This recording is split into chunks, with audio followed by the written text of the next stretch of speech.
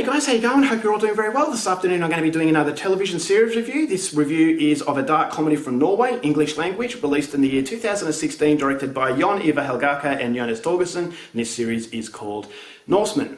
So Norsemen is set in the Viking culture. You have a tribe that have a lot of internal problems, but also external problems because they've got rival tribes that they have to compete with in order to become the most powerful tribe. Now, in order to become the most powerful tribe, they're going to have to sail over to the unknown land in the west. They're going to have to raid this land, and it promises the riches beyond belief. So this tribe have to try and get over their domestic problems as well as the problems around them, which is going to add up into a comedy of errors, and it's going to become complicated to a point where it becomes ridiculous. And so what happens at that point on, and whether or not this main tribe can actually get to the land first, is something you're going to have to find out for yourself, because that's as far as I'm going with my synopsis.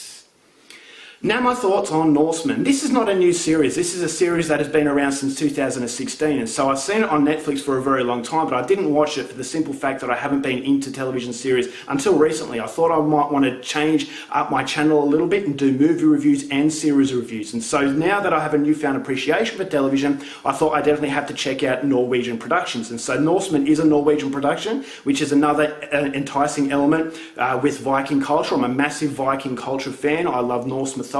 I just love Scandinavia in general, and so when you think of Vikings, you think of the more recognised title Vikings that has a worldwide brand, but as far as little known series are concerned, Norsemen is not really talked about. And so being a authentic Norwegian production, no one understands their culture better than them themselves. And so I thought, all right, well, I definitely have to give this a shot. This is a dark comedy, so it's going to be something a little bit different, and I had expectations that I were very curious but very, very excited. And after watching this series, I will say that there are elements that I liked about it, but there are also elements that I disliked about it in equal measure that made the experience quite underwhelming. And so it wasn't as good as I really wanted it to be, but there are series out there that are far worse. This is definitely not going to take up too much of your time. It is a very rapid sort of experience in that there's only 3 seasons, 6 episodes each with 30 minutes in runtime, so it doesn't have time to be boring, and you can really binge watch it. And so that's something that a lot of foreign television and British television especially understand, in that you can binge watch these experiences because they're over before you know it. And so the fact that it has that dangling carrot aspect, now what I mean by dangling carrot is that it makes you want to follow it, playing the Pied Piper, because you want to know what happens in the next episode.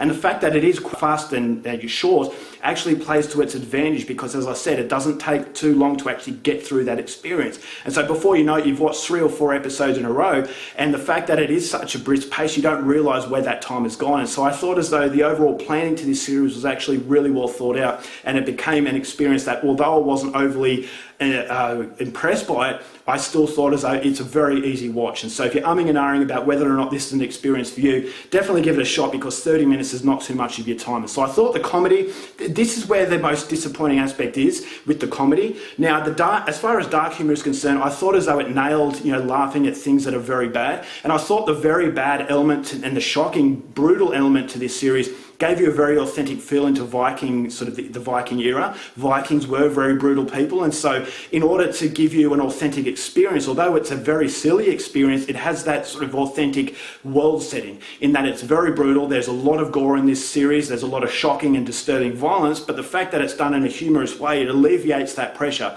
And so I thought as though the brutality of the everyday life of a Viking is present in this series, and it's going to really appeal to a people who appreciate this kind of thing. And so the characters were hit and miss also. There were characters that I liked and characters that I disliked. I thought the production and the costume were very, very good. I thought as though it looked very authentic, and I thought the soundtrack was fantastic. And so it also delves into Norse mythology as well. And there's a lot of humour that is thrown into it, and different styles of humour. You've got deadpan, you've got slapstick, you've got the humour of Monty Python, you've got the humour even of Austin Powers in some instances. And so it's a very silly sort of feeling that the film, that the series produces, that I think is going to appeal to people from a wide range as far as comedy is concerned. You have this tribe that are the main ones, and I thought the dynamics within this tribe were actually fairly decent. You had the hierarchy. The hierarchy weren't really that appreciated, and so it shows you the dangers of having a very weak leader. But it doesn't take itself seriously, but it does have that serious element that actually gets you into the moment. So that's something that I really appreciated. But unfortunately, although there are positives, I thought as though this series, it was trying to be way too funny for its own good. It didn't really space out the jokes. So before you know it, it hits you over the head with a very funny opening as far as these people sacrificing themselves to Odin. But then as it goes along, you start to notice that it's trying to be too funny for its own good. It's not giving you a break to absorb yourself from the last joke. Is that it hits you over the head, then all of a sudden funny, funny, funny, funny, funny. And unfortunately, not every joke is going to work.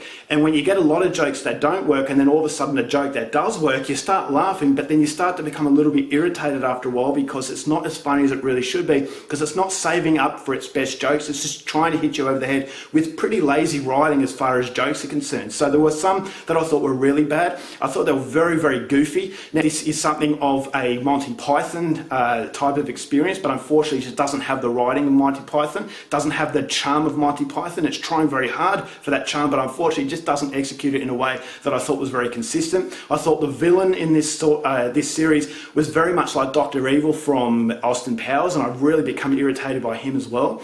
Is that he does very barbaric things, but just the way he acted, I thought as though it was way too goofy for its own good. And so that's something that really disappointed me with this, is because I was expecting a deadpan experience, and deadpan is something that Scandinavians do absolutely masterfully. But this series, it reminded me of a movie called Kill Bulio from Tommy Wicola. Now the problem I had with Kill Bulio is that it felt like a different style of humour, and a different style of humour that Scandinavians weren't really at home with, they didn't feel very comfortable with. And so in this series it had that same sort of feeling, that some of the jokes worked, they come across very naturally, but other jokes I just thought as though, okay, it really doesn't work that well.